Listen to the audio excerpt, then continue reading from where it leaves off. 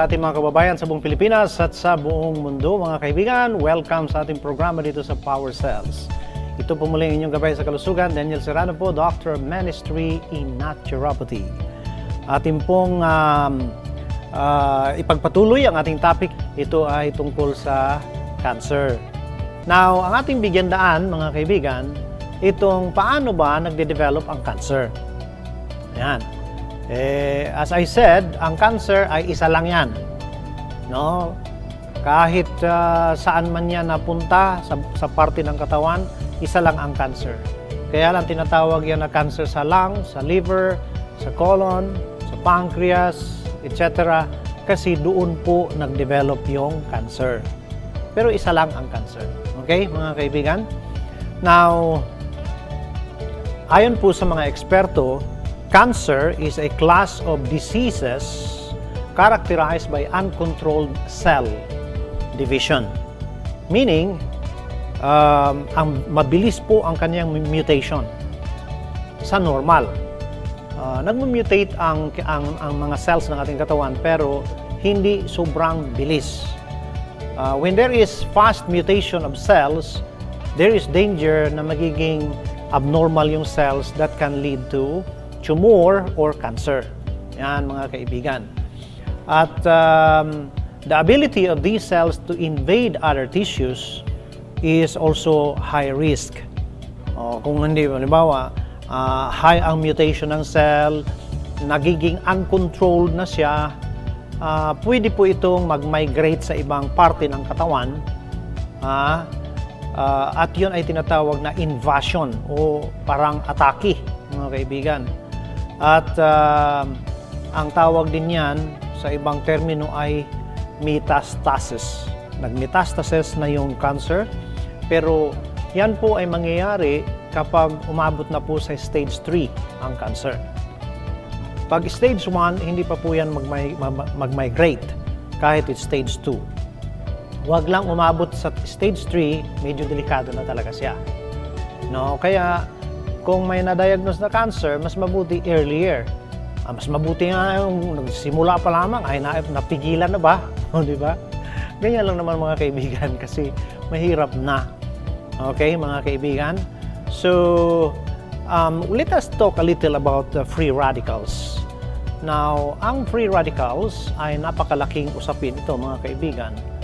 Ang ating katawan, we have more or less 100 trillion cells in the body. And every cell of our body is the replica of the universe. You know, mga kaibigan, we are also, everything in this universe begins in atom. Okay? And then this atom, mayroon siyang nucleus, then mayroon din siyang neutron, proton, lahat-lahat ng yan. Electron, yan mga kaibigan, no? So yun po yung same replica of our cell.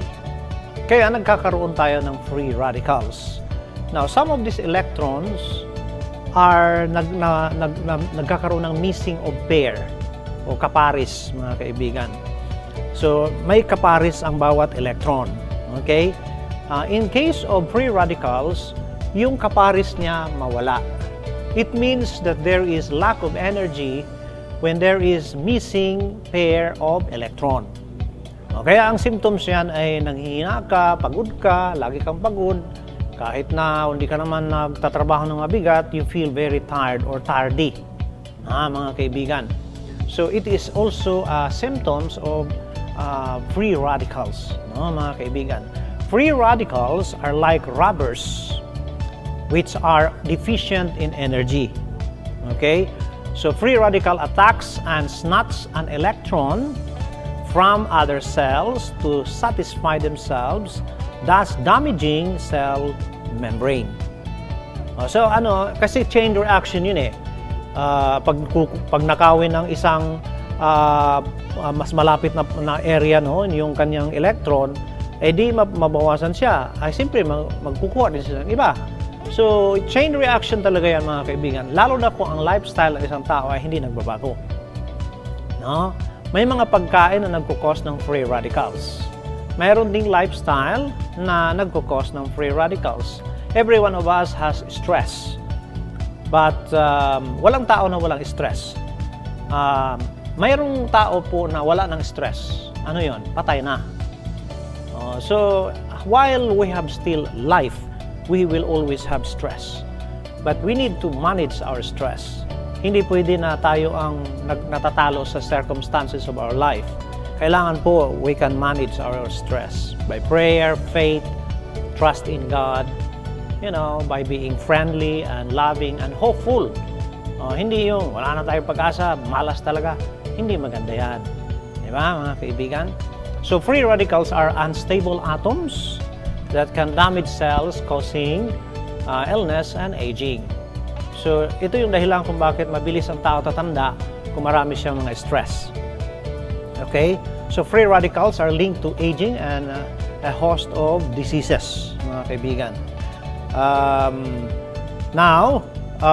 Here, ano yung mga sources of free radicals? Tingnan natin, mga kaibigan. Some foods are a major source of free radicals and should be consumed moderately or not at all. Huwag talaga. Lalo na dun sa mga may mga problema sa health, may cancer or whatever. May mga cardiovascular disease.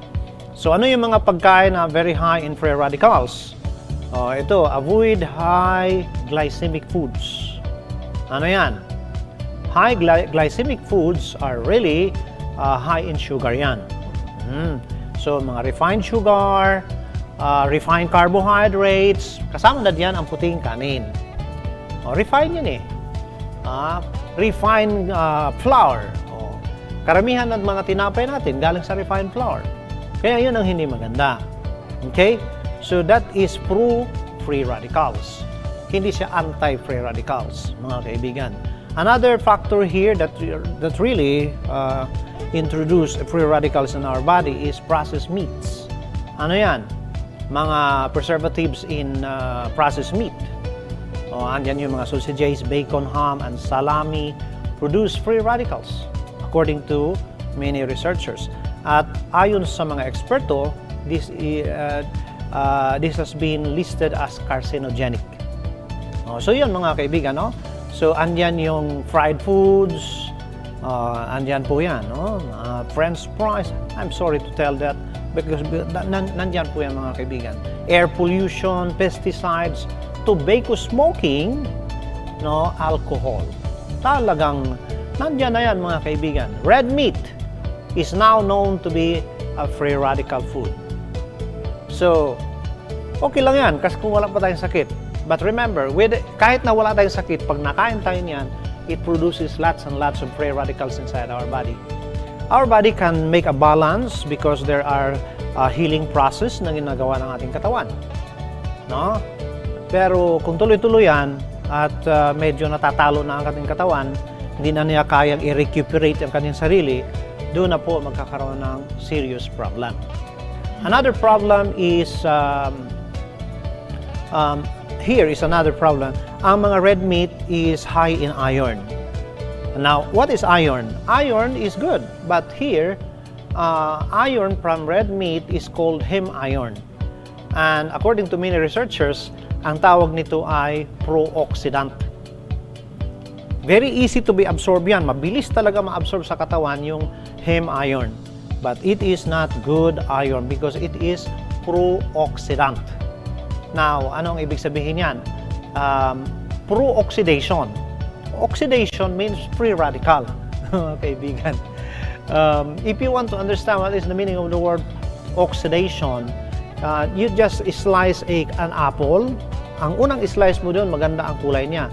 After a few minutes, mag-brownish ang kulay. That is the sign of free radicals or oxidation, mga kaibigan. So, vulnerable sa oxidation ang tinatawag na heme iron na nandiyan sa karne, mga kaibigan, red meat. Yan ang ayon sa maraming mga researchers, mga kaibigan. So, ang pinakamagandang iron, yung non-heme iron. Saan yan galing? Sa mga plant-based. Mahirap lang siya ma-absorb sa katawan. Pero ang sikreto niyan, you combine vitamin C with plant-based. No? Halimbawa, talbos ng kamuti, magpakulo ka, i-blanch mo lang siya sa tubig na kumulo. Then after few minutes, hanguin mo siya doon. Then pigaan mo ng kalamansi yung tubig na doon mo bin-blanch yung talbos ng kamuti. Then drink that. You have lots and lots of iron on that. Yan po ang sikreto niyan.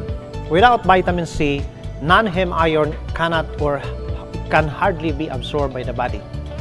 O yan ha mga kaibigan, but that is the best iron, mga kaibigan. So another problem is alcohol. Dami pong mga bagay dito na dapat natin bigyan pansin. Alcohol is known to be free radicals, mga kaibigan. Wala tayong magagawa. Yan. Cooking oil. Cooking oil is good, but to reuse it, hindi na maganda. Delikado masyado. No? So discard leftover cooking oil. So other sources of free radicals.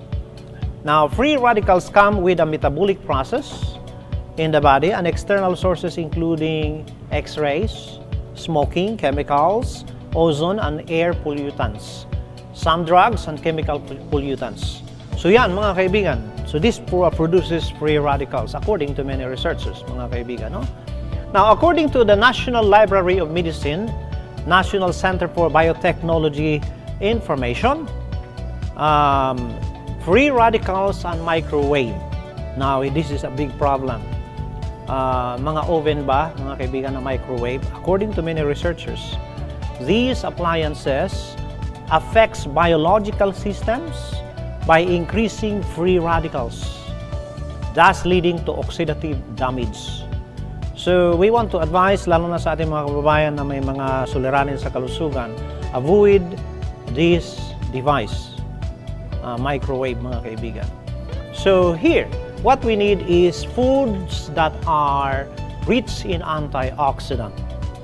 This will balance the problem inside the body. So ano pong nagagawa ng mga pagkain na rich in antioxidant? So remember, antioxidant means anti-oxidation. So this will balance the needs of the body and will neutralize the risk of developing chronic diseases like cancer or any cardiovascular problem or diabetes, mga kaibigan. So itong antioxidant foods, foods rich in antioxidant can donate this electron doon sa nagkakaroon ng missing electron.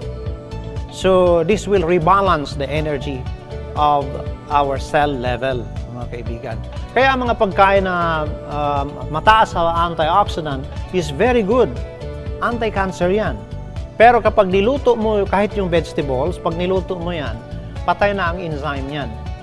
So what we need is kahit half cook or salad talaga. Halimbawa, paku. Paku is walang spray yan. Huwag mo nang i-blanch na yan sa mainit na tubig. No need to blanch it. Just himay-himayin mo lang yan. Halimbawa, you can add kamatis. Okay? Magsangag ka ng mani. Walang oil. Mahina ang apoy para hindi mapilit siya na maluto. Mahina lang siya hanggang maluto siya. Masarap yun. Then, i-crunch mo siya. Durugin mong bahagya. Then, i-spread mo doon sa hinimay-himay mong pako. Okay? You can add some garlic. I-grate mo yan. Okay, i-spread mo doon. Then, you add soy sauce, yung walang MSG. Okay? Then, pagkatapos niyan, pwede mong haluan yan ng sesame oil. Okay? Masarap na yan, mga kaibigan.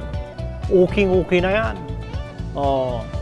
Free radical, yan ay tinatawag na antioxidant. It will neutralize free radical inside the body. So, yan po ang nagagawa ng mga tinatawag po na oxidation or free radicals. Yan po ang mag-neutralize, mga kaibigan. No? At yan ay napakalaking tulong para magkaroon po tayo ng solusyon sa ating katawan, mga kaibigan. So remember, ang free radicals can really damage our DNA. When our DNA is being damaged, the body can still try to repair what are being damaged there. Yan mga kaibigan. Kaso lang, kung tuloy-tuloy yung damage, wala na. Ma-develop yung cancer. Halimbawa, you can see here in the picture, you can see here the cancer of the jaw. Doon sa panga, mga kaibigan, sa loob ng oral cavity. Here is another massive tumor. Started beside right kidney, infiltrated spine, and compressed liver and abdominal tissue. So yan mga kaibigan, no? At yan mga kaibigan, yun po ang mga nangyayari kapag mayroon po tayong pagdi-develop na cancer mga kaibigan. So, cancers are caused by a series of mutations. Each mutation alters the behavior of the cell somewhere. So, pag mabilis ang mutation ng cell, nag-a-alter yung mind niya. Nag-change yung mind niya. From normal mind to abnormal mind. Hindi na rin niya makontrol ang kanyang sarili sa mabilis niyang pag-mutate. So, this is the problem, mga kaibigan. Carcinogenesis, meaning literally the creation of cancer, is the process of derangement of the rate of cell division due to damaged DNA. Kapag na-damage na yung DNA at medyo hirap na siyang ma-repair, this will switch into abnormal cell.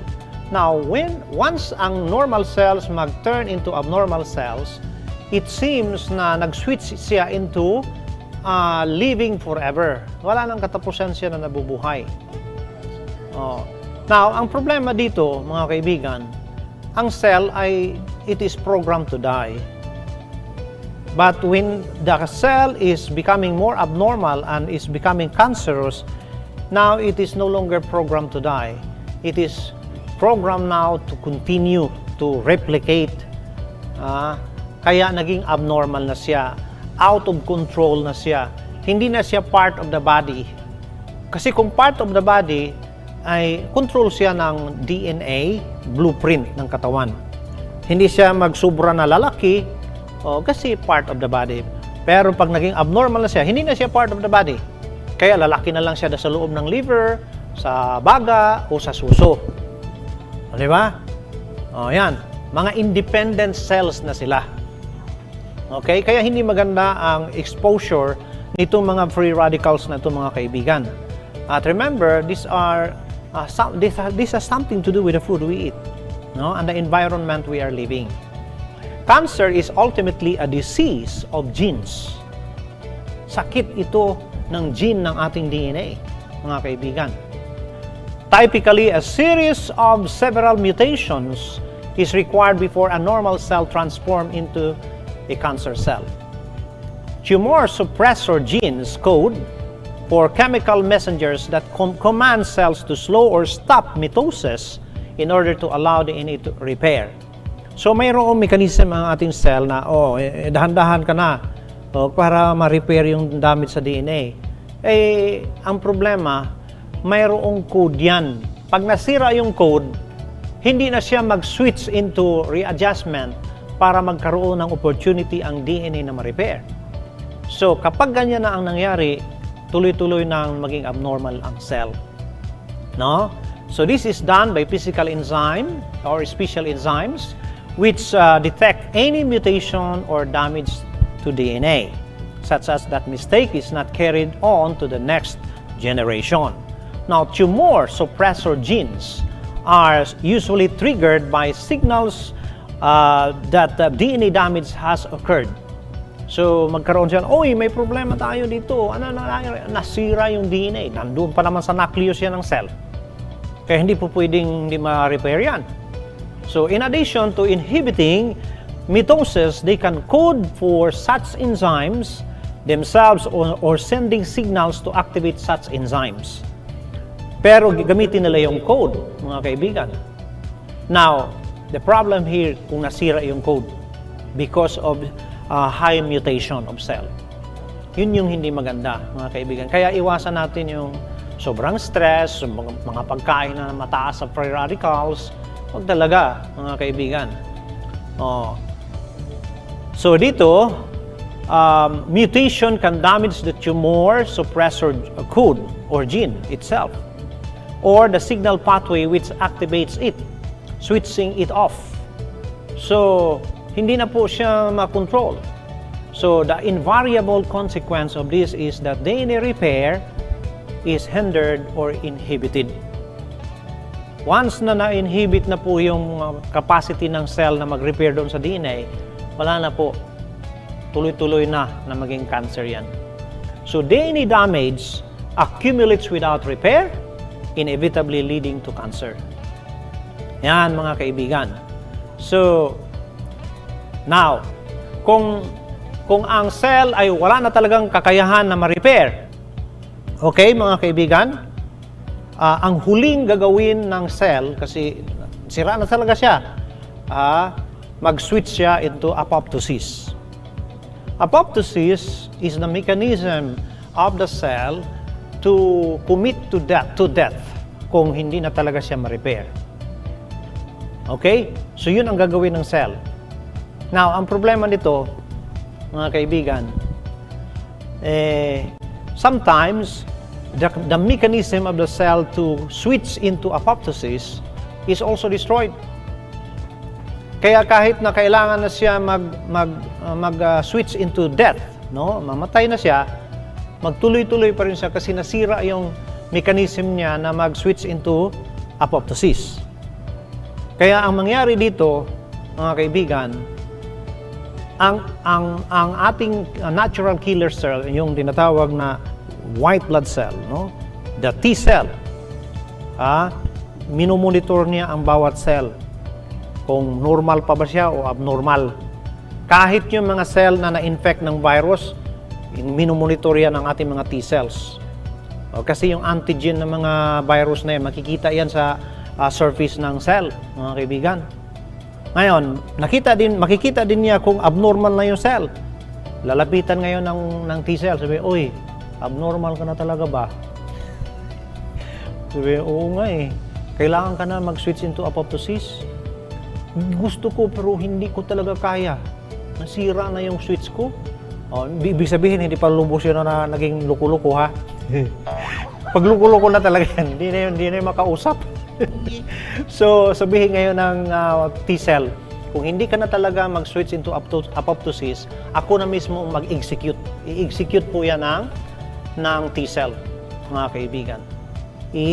I-firing squad na niya yung cell na naging abnormal.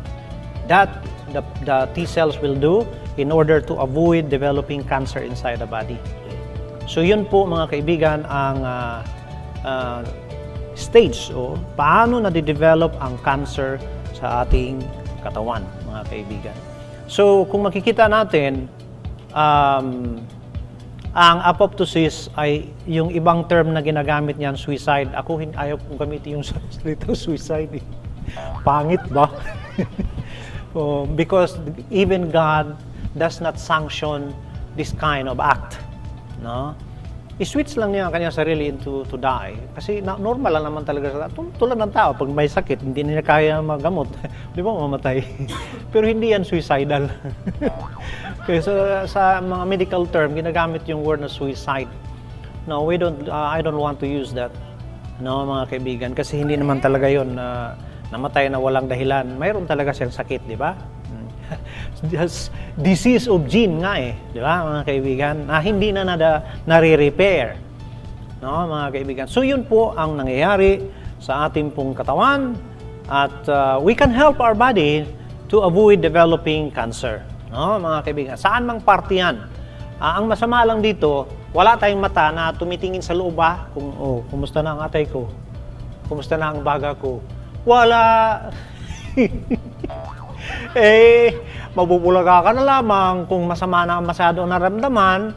Pag magpa-check up ka na, mayroon ng mga laboratory result, doon na, mayroon kang bukol sa ganito. Ay, naku, hindi mo na maiwasan. Di ba? So, ano ang magandang gawin? Ngayon pa lamang, magbago na tayo, mga kaibigan. The best thing to do is to change immediately our lifestyle. That is for the good. Di ba, mga kaibigan? para maiwasan. Remember, prevention is better than a pound of cure. Kaya yung prinsipyo sa kalang itigil pag mayroon na, is really wrong, mga kaibigan. Sigarilyo, number 1 na nabanggit dito. So, wag na po. Maging good boy na good girl na tayo ngayon. At ating pong bigyan daan ang ating mga kababayan na nagkakaroon po ng tagumpay sa kanilang mga karamdaman nang dahil po sa pagbabago ng kanilang buhay, sa diet, in general, sa lifestyle. At ating pasalamatan ng Diyos, no, na nagkaroon po ng mabuting resulta, no.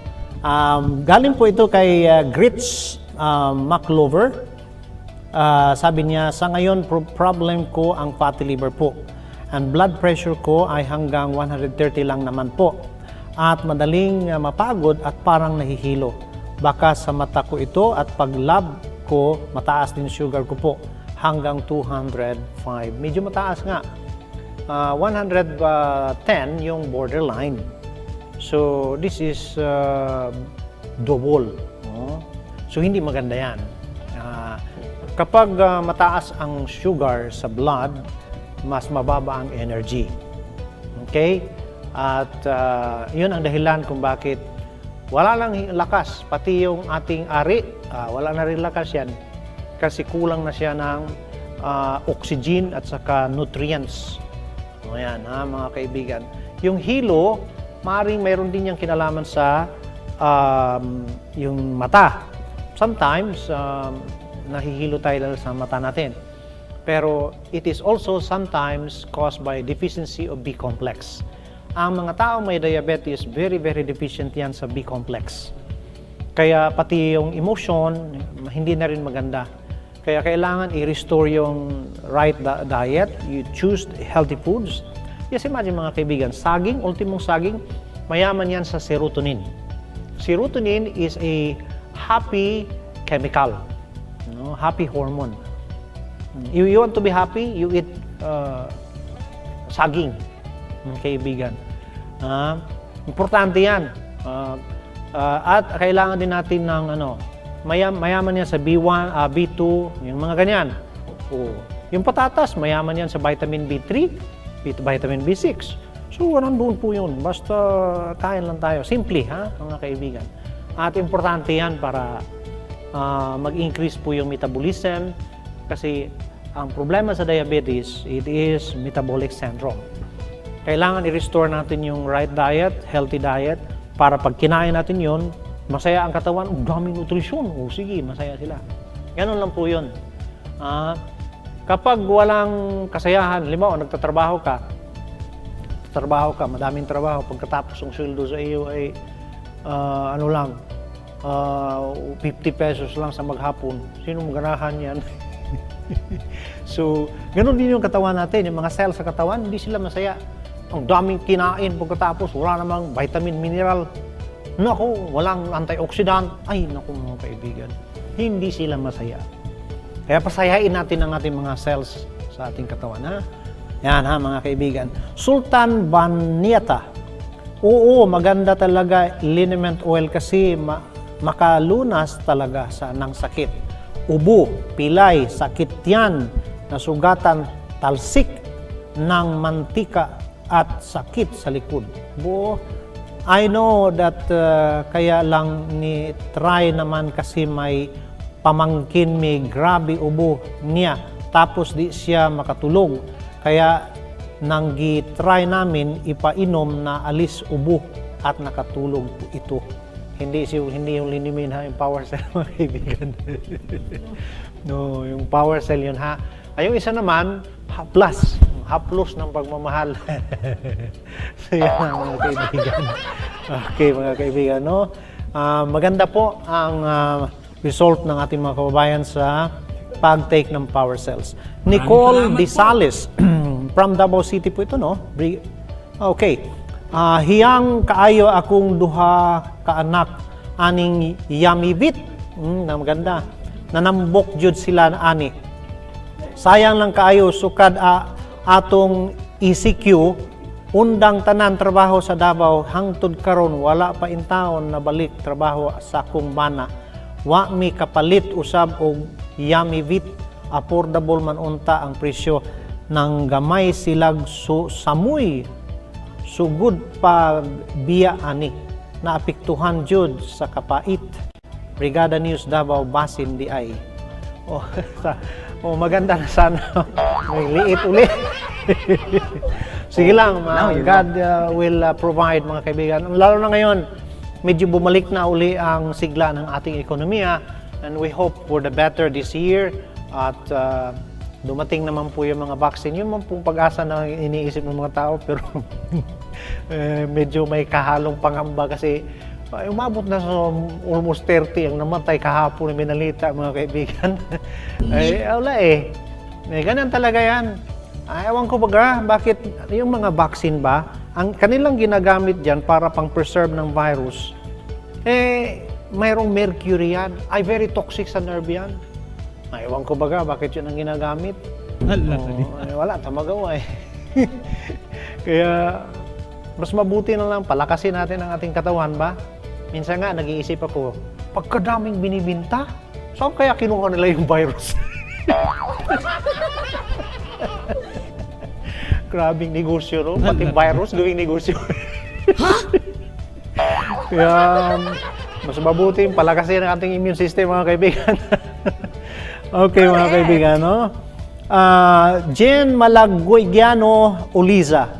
Thank you din po dahil sa Yamivit natagpuan ko na ang tamang vitamin ng anak ko.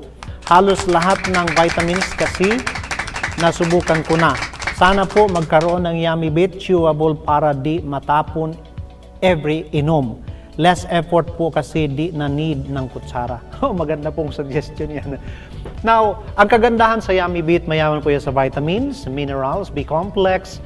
Mayroon din po yung amino acid na nakaka-prevent para hindi ma-develop ang gallstone.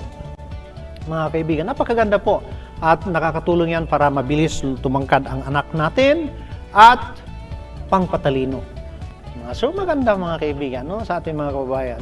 Ang Power Cell Herbal Capsule ay ating pong mabibilihan sa ating mga outlets tulad ng South Star Drugs, Mercury, Ross Pharmacy, The Generic Pharmacy, Watson Pharmacy, Brigada Pharmacy, at sa lahat ng ating Brigada Health and Wellness Centers nationwide, mga kaibigan.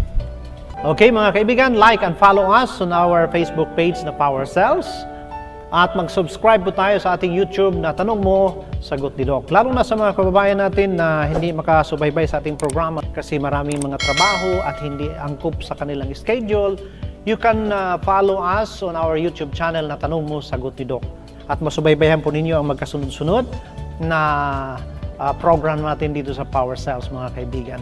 Sa muli, mga kaibigan, ito ang inyong Gabay sa Kalusugan. Daniel Serrano po, magsasabi sa inyo, eat your food as your medicines. Because if we will not do this, we will eat our medicines as our food. May the Lord be upon us this day.